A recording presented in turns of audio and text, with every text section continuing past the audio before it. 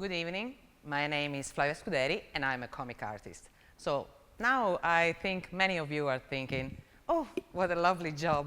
You must have fun all of the time. And some other of you are thinking, and which is exactly your real job? Well, it is a real job. Really, it is. And therefore, no, it's not fun all of the time. But it's my passion, so for me, of course, it's a great job, because comics are great.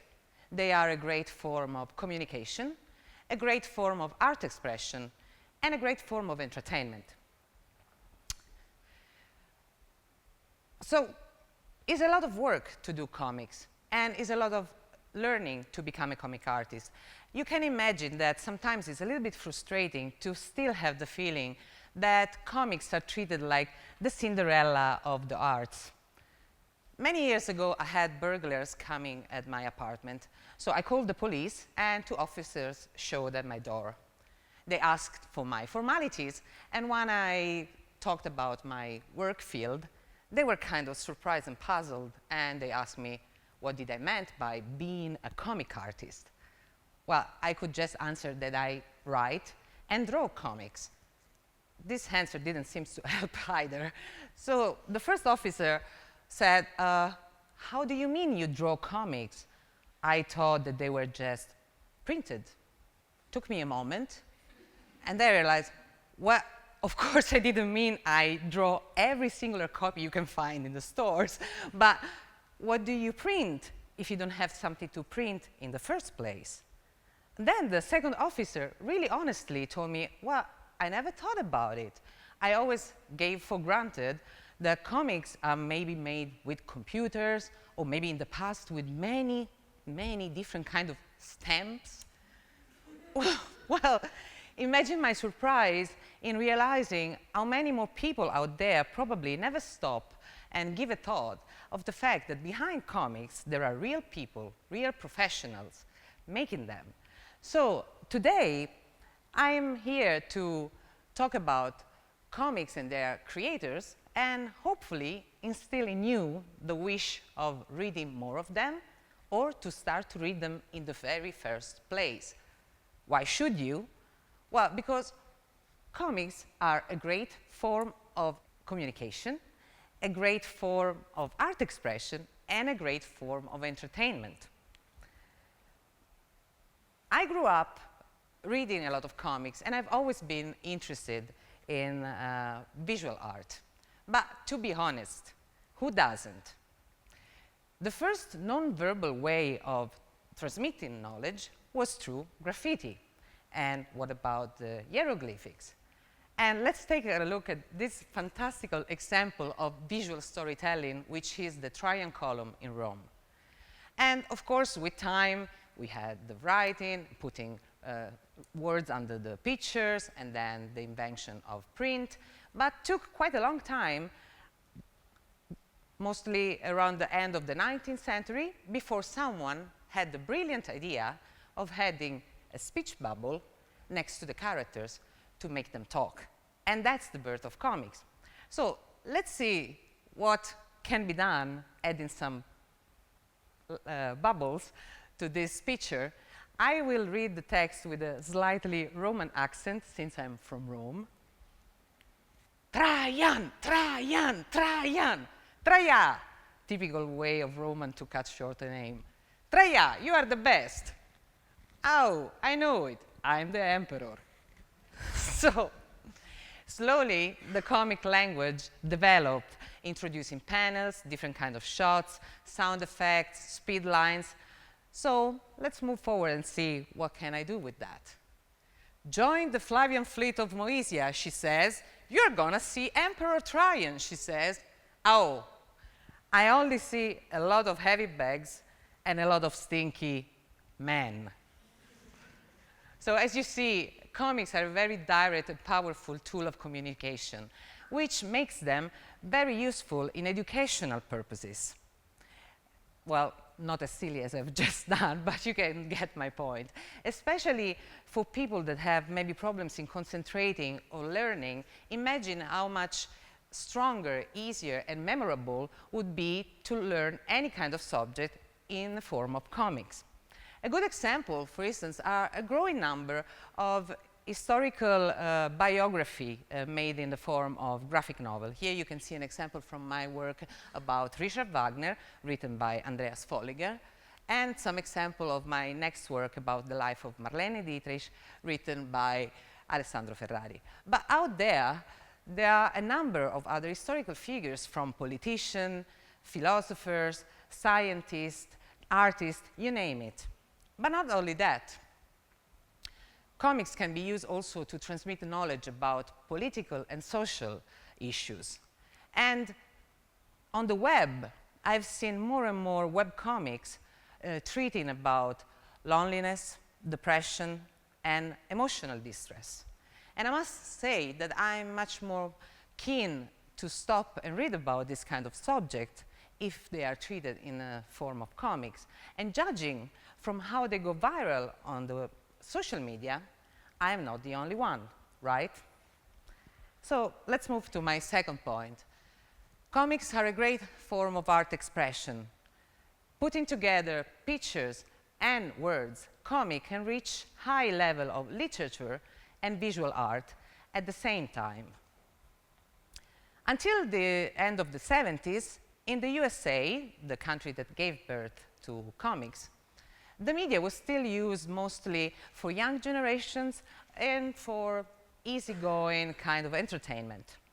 While the question was quite different in other big comic countries as Japan, France, Belgium, and Italy, but I will come back to this later.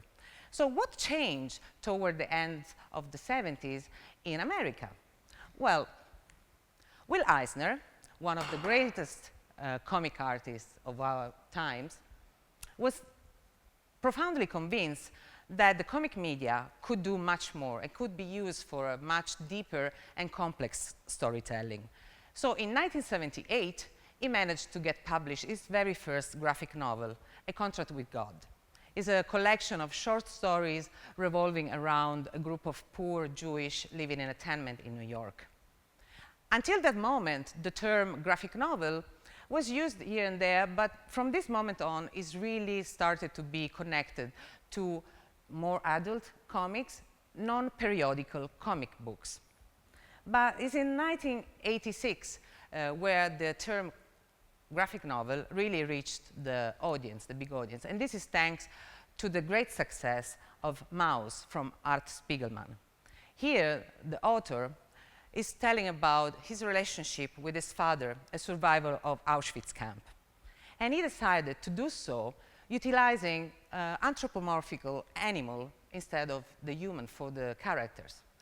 The result is astonishing and is punching you in your guts so often, giving you perfectly the feeling of a dehumanizing aspect of a concentration camp. Pretty powerful, right? It's not a coincidence that in 1992, Maus has been the first graphic novel to win a Pulitzer Prize. So thanks to the graphic novels, comics has reached the bookstores, and them and their creators have gained more respect and credibility. But this is what I would say, this is in America, but actually the first comic market in the world is Japan. There, the mangas from the beginning have always been directed to any kind of target group and have treated any kind of subject. The same can be said for the France and Belgium market, which is the third market in the world. And also here, same thing, various target group, any kind of topics. So it's understandable how in these countries, comics are part of people's all-day life, and they are definitely not considered to be a minor media. In Italy, we also have a strong tradition of fumetti and a great amount of great authors. We are the fourth market in the world. And in the past few years, I've seen also in Italy growing more interest and more attention to comics, thanks to the graphic novels. In fact, in 2014 and 2015, the works of Gipi and Zero Calcare have been the first two Italian graphic novels to be nominated to the very prestigious Literature Award, Premio Strega. This has been a great step forward, but now I think that we should move a little bit forward again, because internationally, I think that should be given the right attention to the real comics awards, like, for instance, the Eisner Award. Do you remember Will Eisner, the father of graphic novels? So in this case, the juries are formed by experts of this media, and they have all the instruments to judge all the qualities of these creations that are both literature and visual art. So moving to my next point, comics are a great form of entertainment, and not to mention, they are quite cheap to be produced. Theoretically, with a blank surface, a tool to leave a mark, and a person who does know how to do so, you can illustrate any kind of story, from the most personal and intimate to the more psychological and bizarre, to the very beautifully astonishing and compelling visually fantasy and science fiction one. And let me repeat myself. To do a comic takes a lot of work, and to become a comic artist takes a lot of education and learning. Personally, I don't remember 2 years of my life. These are the first 2 years I started to work as a comic artist. I was so keen to get better, to get into the business, to get content, to get work, to get paid from those works, that I was spending all of my time at the table, leaving very little time for anything else. What I do remember is my friends coming over at my place at any time of day and night, because they knew that I would be up. I have to sleep more. And they would just hang out there and have fun behind my back while I was still working on the table, which eventually caused me a lot of back problems. So here comes a word of advice for all the aspiring comic artists out there. Do sports. You will thank me later. So storytelling, writing, composition, drawing, inking, coloring, researching, costume design, prop design, graphical design. These are all tools that a professional comic artist needs to have in his bag to make a good comic. And a certain amount of culture is definitely welcome. I must say that I don't know any very successful comic artist that is not also a person of great culture and a crazy collector of toys. Well, no, I'm joking. We comic artists, we collect any kind of stuff. But, so, going back to the entertainment part, if you compare a comic to a book can give you a very strong vision of the characters and the world they are moving in, plus can tickle your aesthetical sense. If you compare a comic with a movie, as I said, you could create any kind of things from historical reconstruction to fantasy worlds without the need of spending millions of coins in doing so. It's not a surprise that the movie and the TV industry are fishing more and more often into the successful comic titles. Let's take a look at this familiar one, for instance. And of course, nowadays, with the new technology, it's getting easier to reproduce those fantastic words in live action. Or at least they can try to do so. In my opinion, the comics are still better. So, in conclusion, for the future, I would like to see a larger use of comics for educational purposes, and a larger amount of them in schools, universities, and libraries. I wish to see an international acknowledgement of comics and their creators from the critics, the media, and the institutions. Lastly, I wish to see a growing number of readers that will have a better fruition and distribution of comic. In this matter, I strongly believe in the potential of a digital comic portal, not so different from what Netflix has been for TV and movies.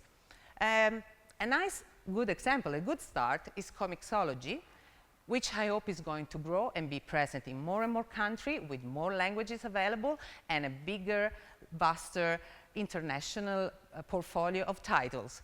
and especially with a fixed amount of monthly fee, which I think would make the difference to attract new readers.